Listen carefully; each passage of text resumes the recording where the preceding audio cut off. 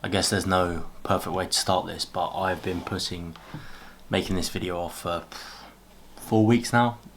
4 weeks, probably more than 4 weeks, but here we go.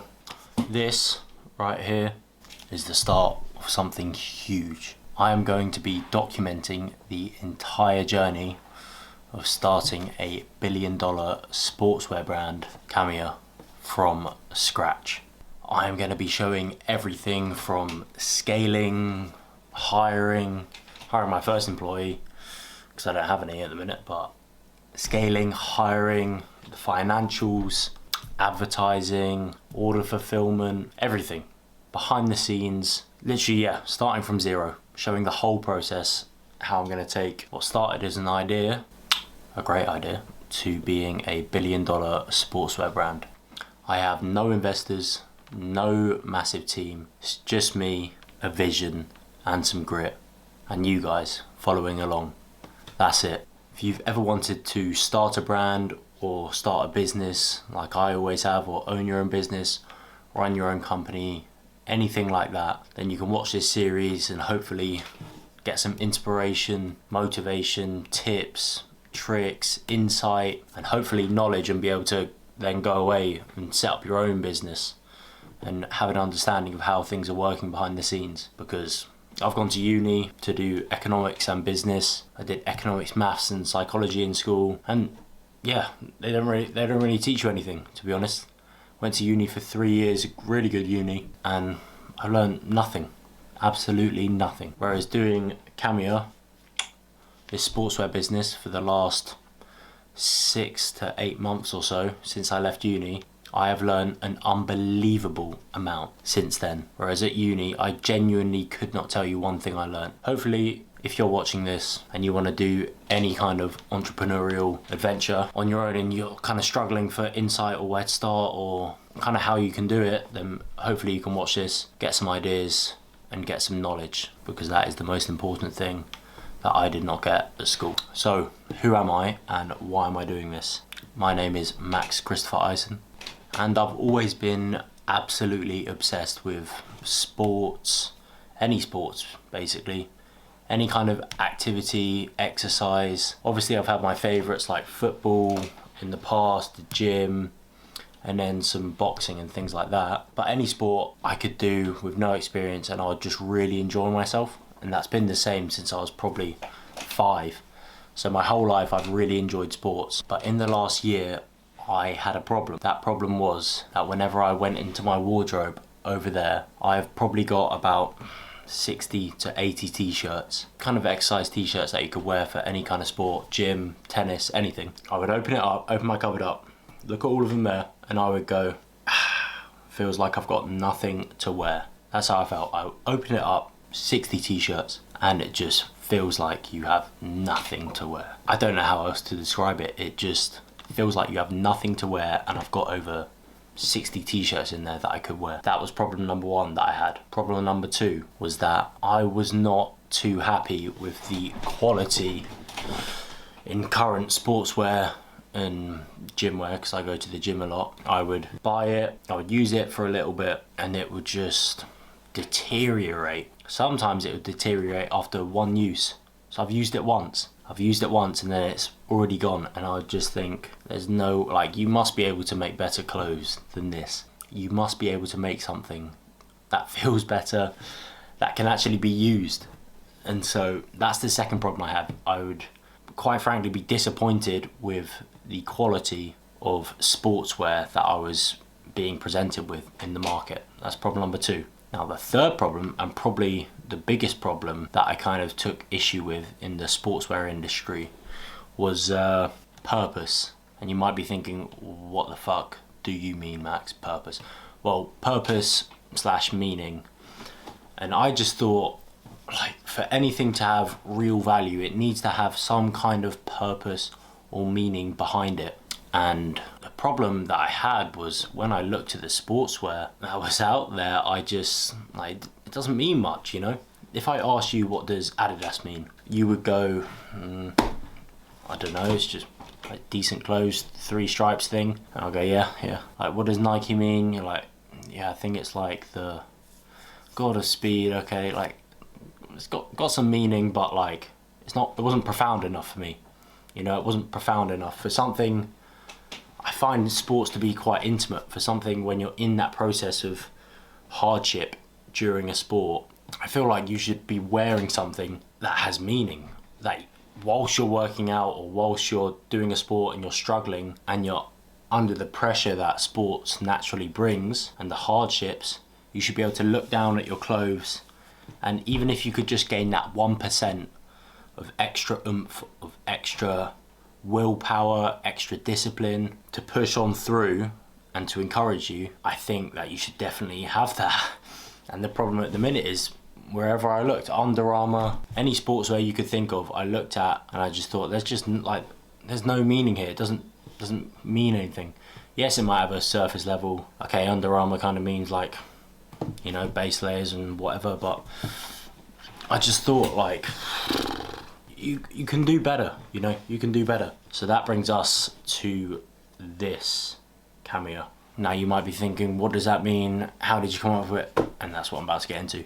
So CAMIA means champions are made in adversity. And I think I thought of this idea, actually, I've got a picture of the notepad, I'll throw it on the screen now.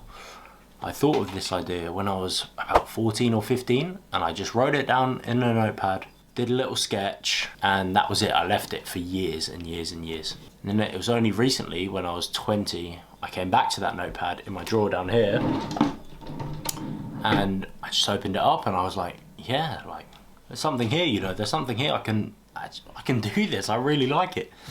So yeah, came up with Champions Are Made in Adversity, CAMIA, an acronym.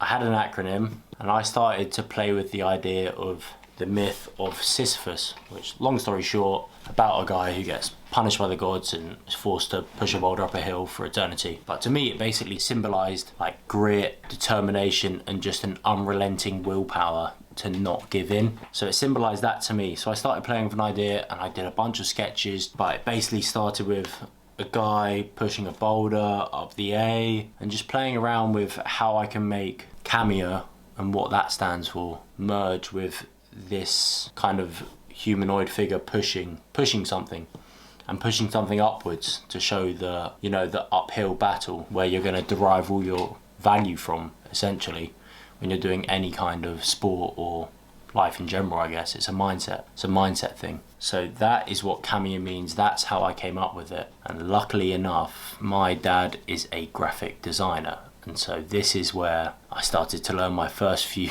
actual business lessons when I was making this, and that is to use all of your resources that are there to be disposed of. Use everything you can think of. I put this on the screen as well. Sorry, I'm going to be pretty amateur at this YouTube shit because I've never really done it before. But over there, I basically just listed out all of the resources that I have at my disposal, what I can use. You know, anything I thought of. So I put my dad, what skills he has. I put my brother, what skills he has. My mum, what skills she has. A couple friends, what skills they have. And I just kind of, yeah, put all the resources out there that I could utilize, and yeah, just had it all written down, so then I could actually, you know, not waste them. I could use all of the free, if you will, things at my disposal that could actually help me move forward with this idea. So my dad is a graphic designer, so he essentially basically did what was probably worth like 4 or 5 grand's worth of graphic design work for me for free. And he went through a whole process of designing a bunch. If I can put it on the screen now, I will. He went through a whole process of designing different logos and playing around with different humanoid figures and pushing things up different things, and you know, he went through a whole process, going back and forth, would send me an email with it all on, and I'll go like a proper client. Basically, I'll go, yeah, I quite like this, but that's not quite right, let's change this, blah blah blah. And eventually we ended up with this beauty, which I was incredibly happy with. That is how we got the logo. That's how I thought of the name. That's what the name means. What else is there? I think that's all. So that is how we came up with the name of $1 billion sportswear brand.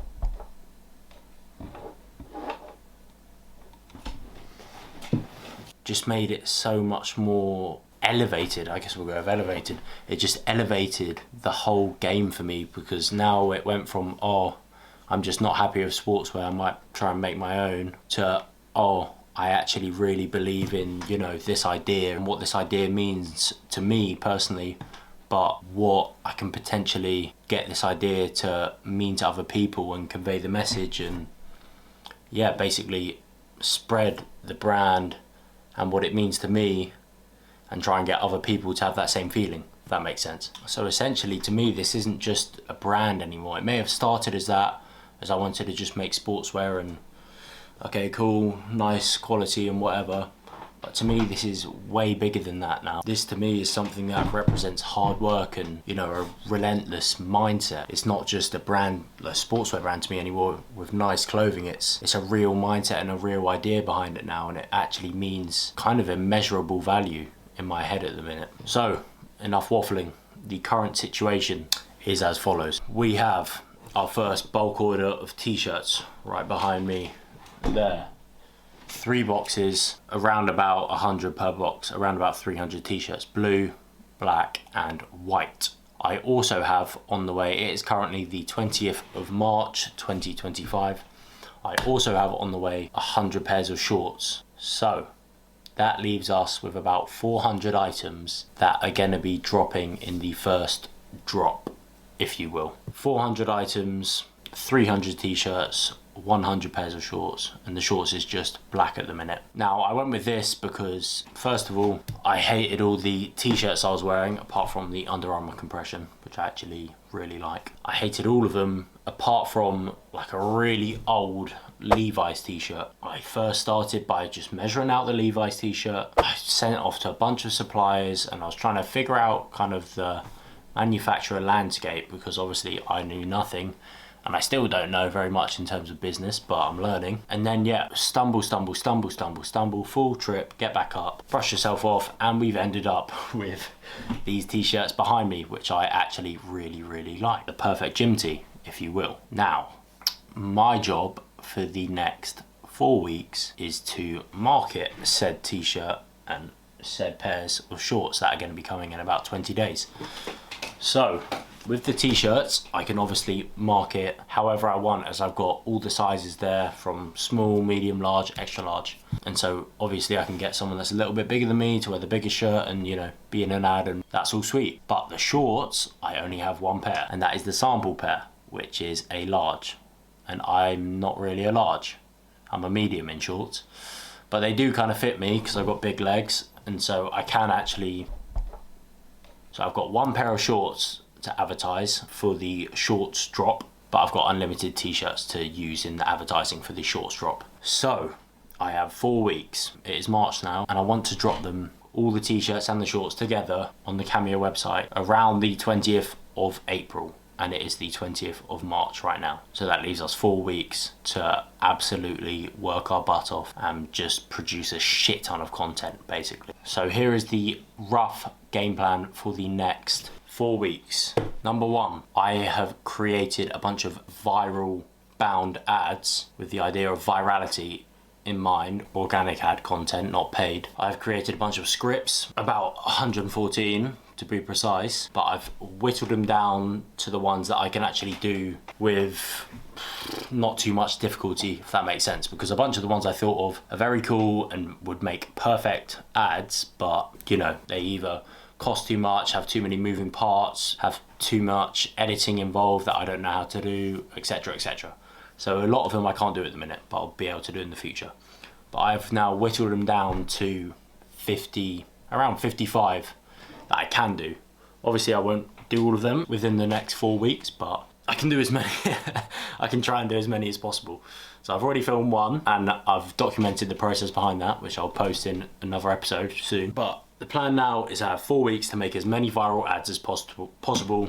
My dad loves photography as well. I'm actually shooting this on his camera. I'm gonna go out, and because I don't look too bad, I'm not too ugly, I'm kind of in decent shape, I'll actually be able to model my own clothes. I won't need to pay someone to model them for me. And luckily my best friend is also a model, so if he's watching this, if he wants to help, let me know. And yeah, that's the plan. Make as many viral ads as possible, keep it simple. Also make a couple, you know, just normal content posts showing off the clothes of me, either in the gym, in a studio setting, or yeah, basically just that. And that is it.